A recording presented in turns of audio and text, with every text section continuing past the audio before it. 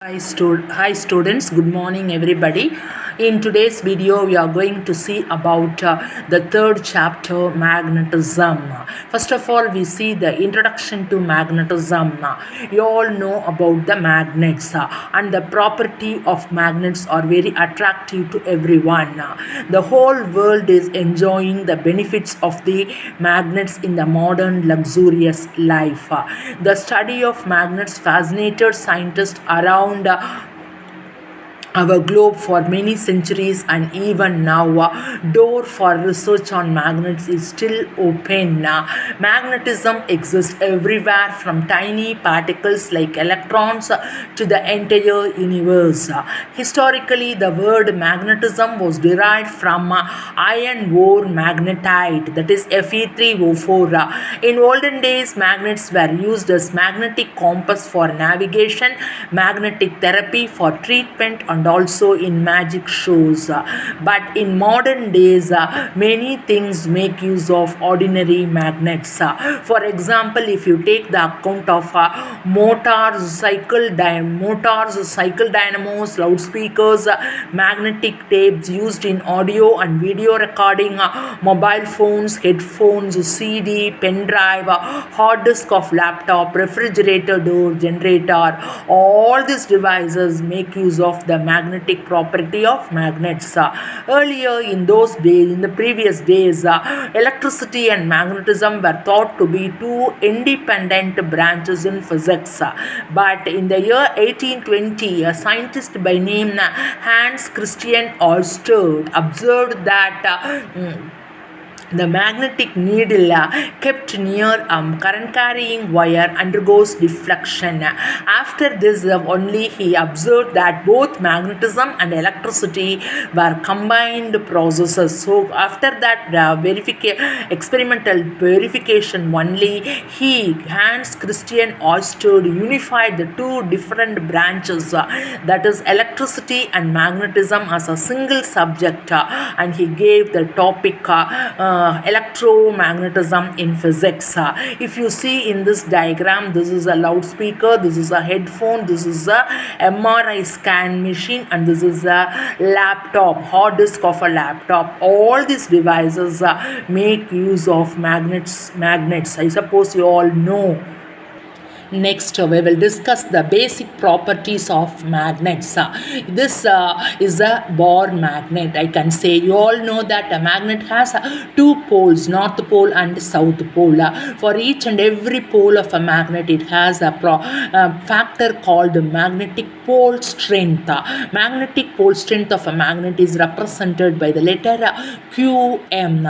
In a magnet, both the poles will have the same amount of pole strength. The distance between the two magnetic poles is nothing but 2L, and the distance between this edge of the magnet and this edge of this magnet is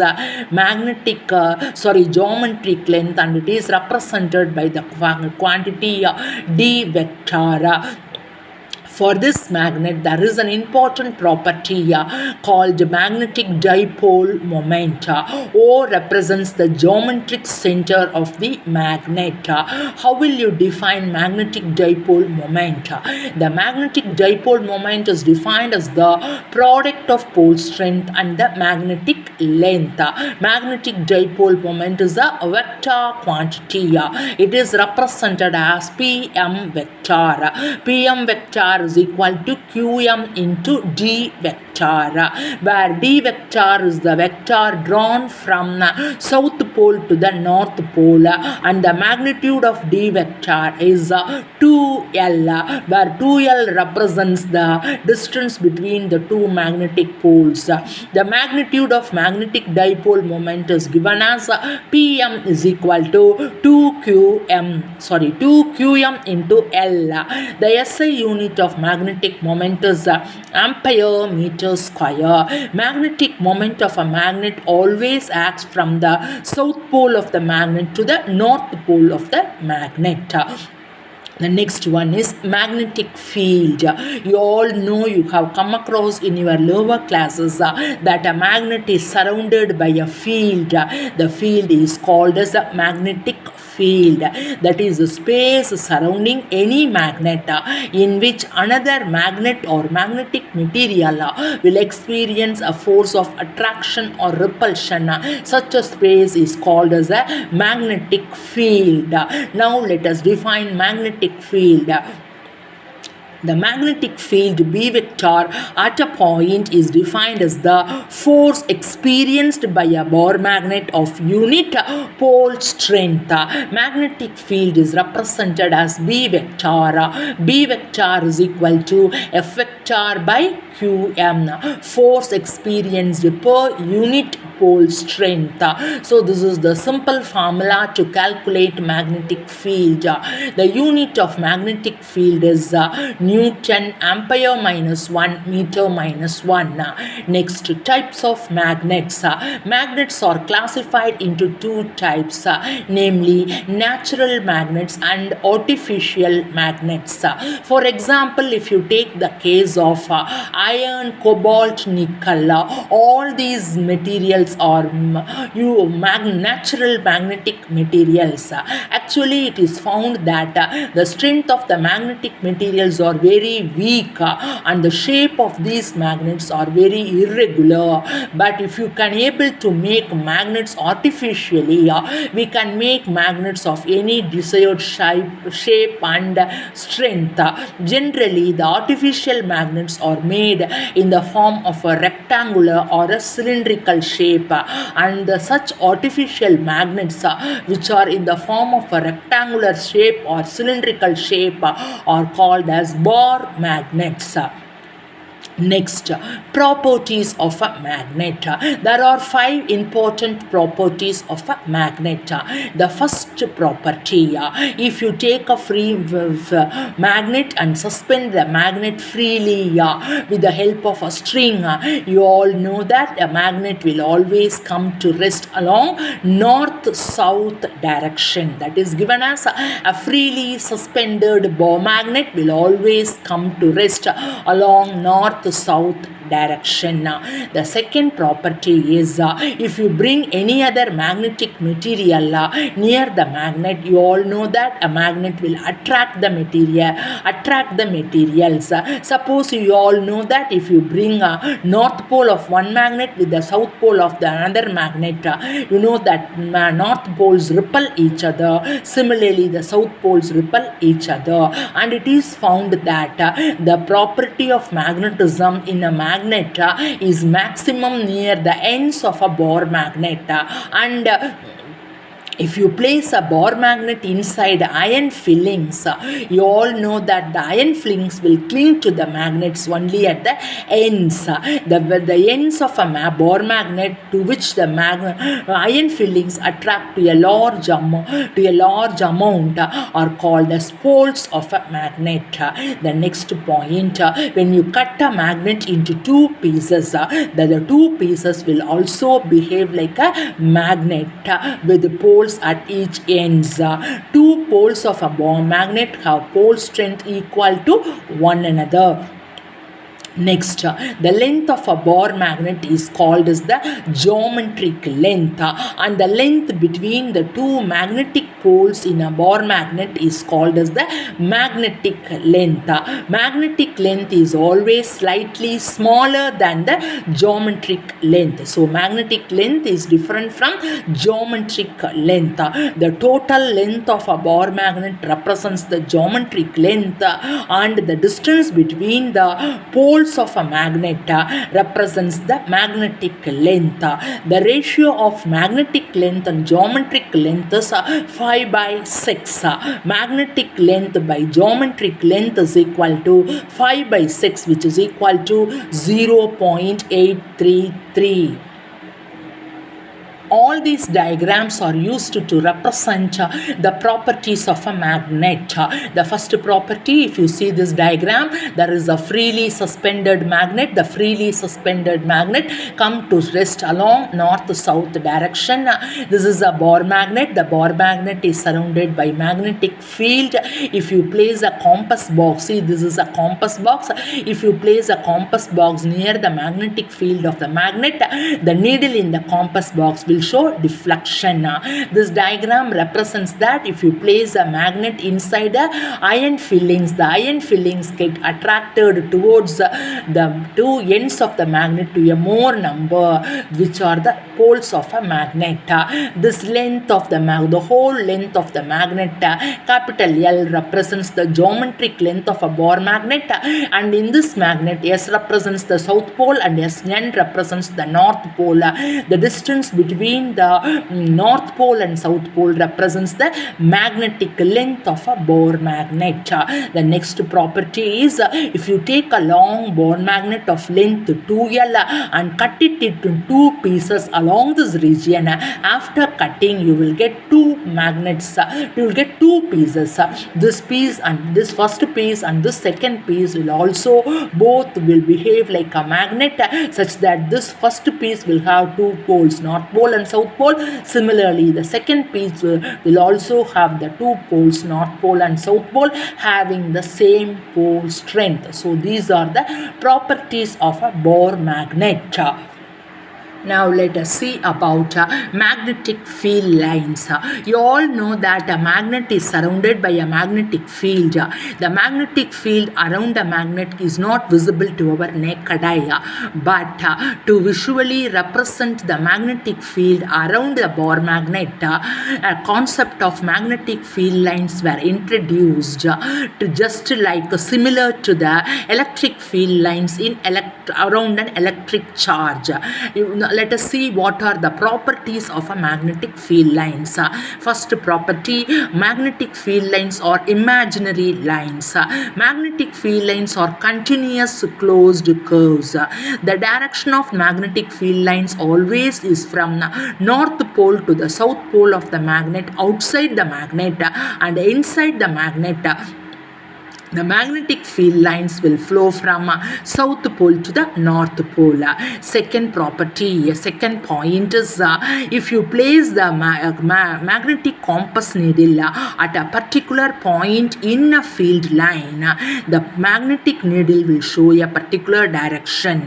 The direction of the magnetic field at any point on the magnetic field line is nothing but the direction of a tangent drawn but to the magnetic field line at the point. The third point, the magnetic field lines surrounding a magnet will never intersect each other. They never intersect because if the magnetic compass needle, if they intersect, the magnetic compass needle would point towards two different directions, but it is not possible. So it is clear that magnetic field lines will never intersect each other. The next point is, if a value of the magnetic field is very large at a particular point, at that point the magnetic field lines will be very close to each other. But if you consider a point where the magnetic field is very low, the magnetic field lines at that point will be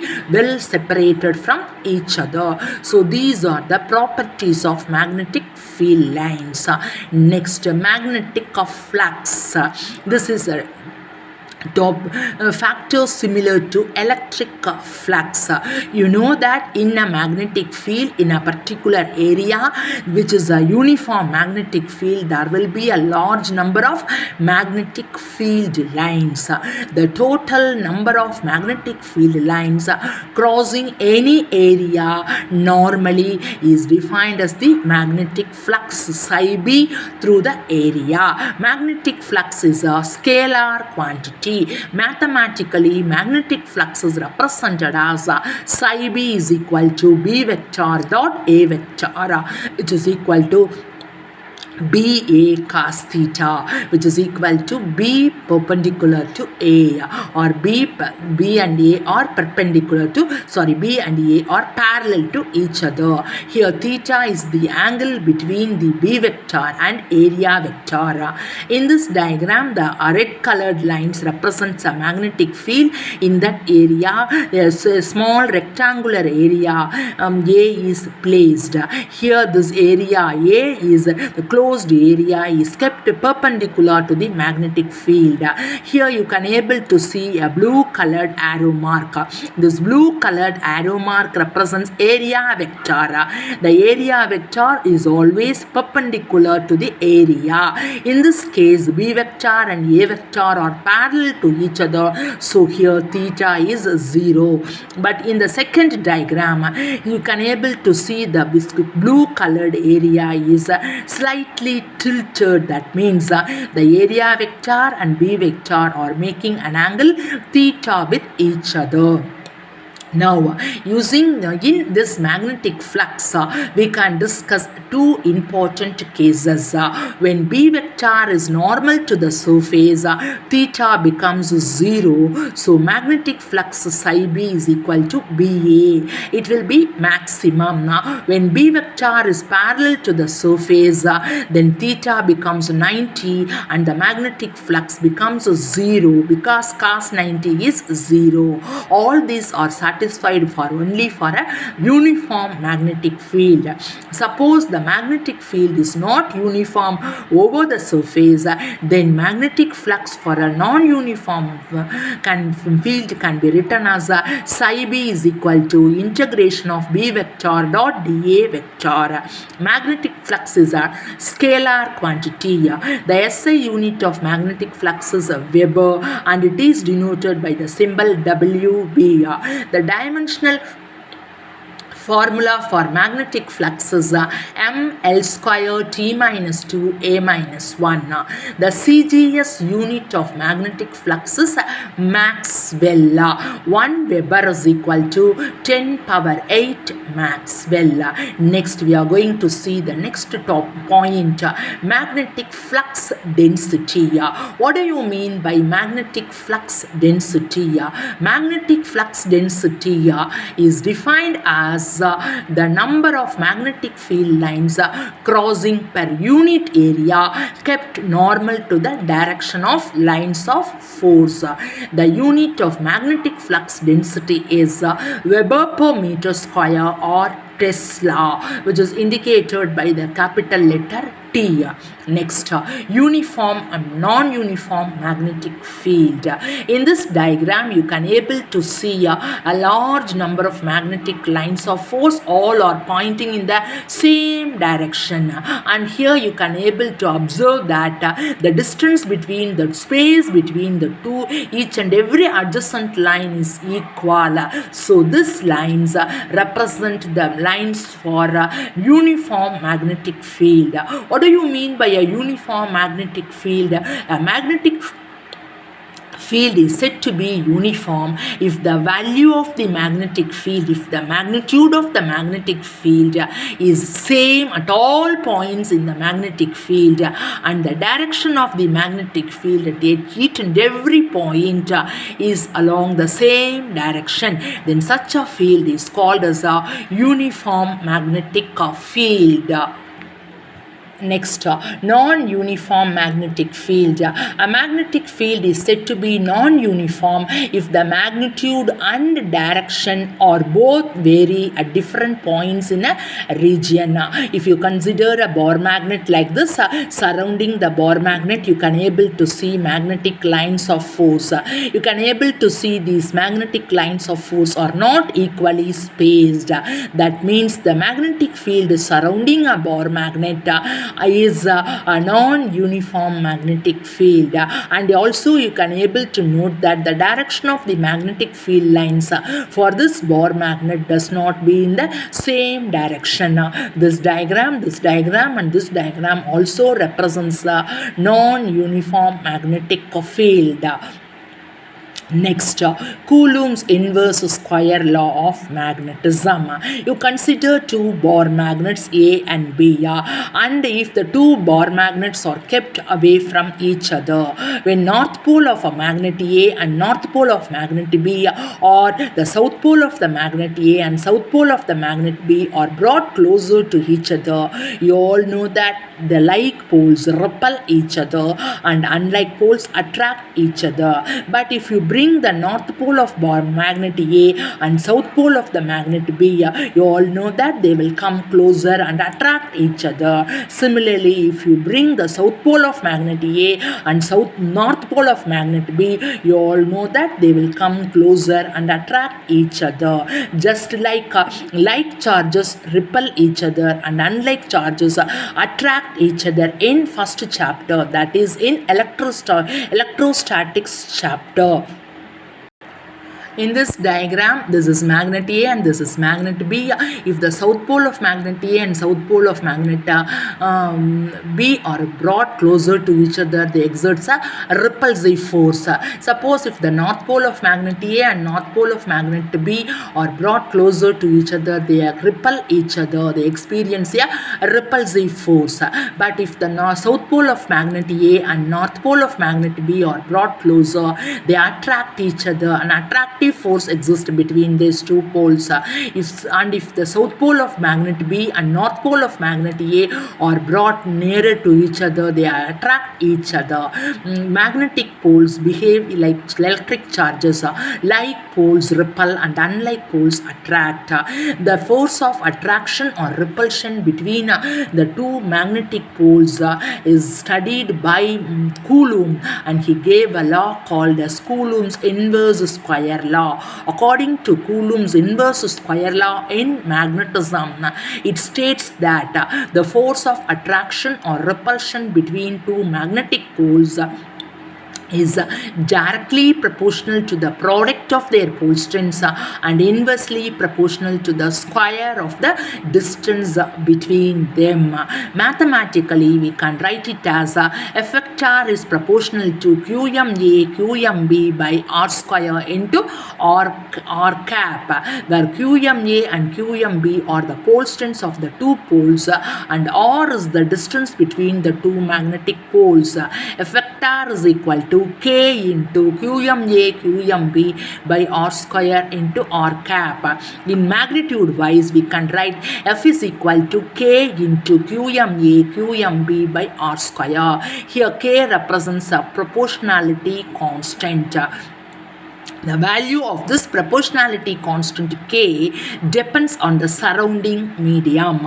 In SI unit, the value of K for free space or air or vacuum is found to be mu naught by 4 pi. What is mu naught? Mu naught represents the permeability of free space or vacuum. The value of mu naught is 4 pi into 10 power minus 7 Henry per meter. So here mu naught in magnetism represents the permeability of free space or vacuum. This is a term similar to epsilon naught, which is absolute permittivity in electrostatics when you consider charges. Thank you.